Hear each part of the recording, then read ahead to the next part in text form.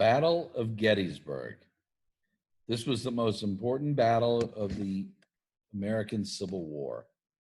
It's the largest battle ever fought on the North American continent. It came at a very crucial time for the Confederacy. General Lee is commander of the Army of Northern Virginia. Was coming off of what many call his perfect battle, his greatest battle being the Battle of Chancellorsville, where he divided his force in two, despite being outnumbered 2-1, and was able, with the help of his corps commander, Stonewall Jackson, to deliver a crushing flank attack against the Union Army of the Potomac that was commanded by a General Joseph Hooker. The success at Chancellorsville convinced Lee that for the second time in 9 months, he should invade the North. There were 3 specific reasons why Lee asked President Davis, the Confederate president, why he wished to abandon their defensive posture, if you will, and launch an invasion of the North. And those 3 reasons are as follows. 1, he wanted to create war weariness, panic, discontent, whatever you want to call it. He wanted to create war weariness in the North. 2, he wanted to gain diplomatic recognition from Great Britain and possibly military intervention on the side of the British in the war, on the side of the Confederacy by the British in the war. Thirdly, the Army of Northern Virginia had depleted its resources. The farms of Virginia and North Carolina were strained considerably so at that time, and the breadbasket of Pennsylvania offered a wealth of food and horses for the depleted stocks of the Army of Northern Virginia.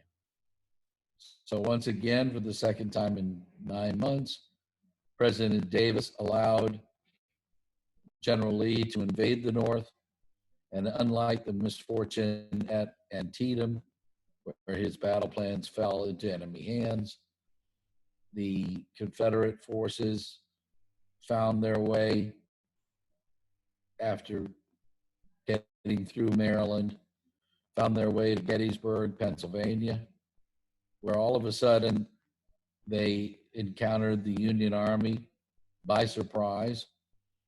They did not know where the Union Army was. They did not know its strength. They did not know its full position or area of deployment. It was not a good time for Lee to be fighting a battle.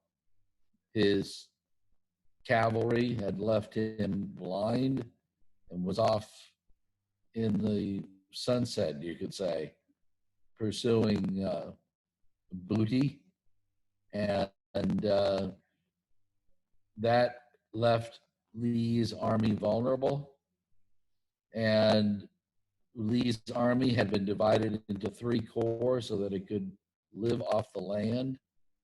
And now Lee, on the first day of the battle, spent his day consolidating his forces, while General Meade, the Union commander, had only been commander for a few days since Hooker had been relieved.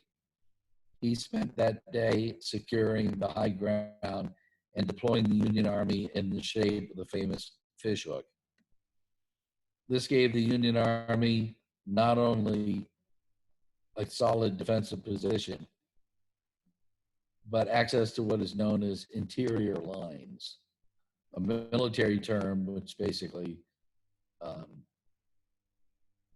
manifests the idea that if one is in close proximity, one's army is in close proximity to a certain point, it is easier to supply that army from that certain point. Most specifically, he positioned his army in a way that each wing of the army could support each other with minimal effort.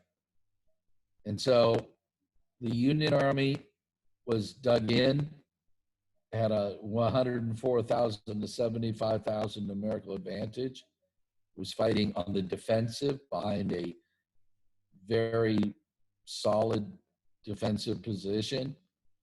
Of course, Lee, who was blind, without his cavalry, without his usual spy network, um, Lee was basically forced into attacking the Union Army because he couldn't wait. Every day meant quite possibly more Union troops coming onto the field. And so Lee decided to turn this one day light battle into a major battle. Did he have other options? Yes. He could have, as Longstreet after the war suggests that he had suggested at the time. He could have taken his army simply on a direct path to attack the nation's capital, forcing the Union to pursue him, allowing Lee to choose a more suitable terrain that would be to his advantage, but he did not do that. So after the first day of battle, the Union Army held the high ground. The Confederate Army was regrouped, but it was not big enough to be able to dislodge the Union Army from the high ground, and spent the entire second day of the battle trying to do so unsuccessfully, although they came close in certain areas like Culp's Hill and Little Round Top. Finally, on day 3, the battle was not going to be won by the Confederate forces, and Lee launched his infamous Pickett's Charge, in which really an entire corps got smashed, not just Pickett's division. And with this victory, Lincoln is quite sure now that victory is not too terribly far away. And on that note, we will call it a day.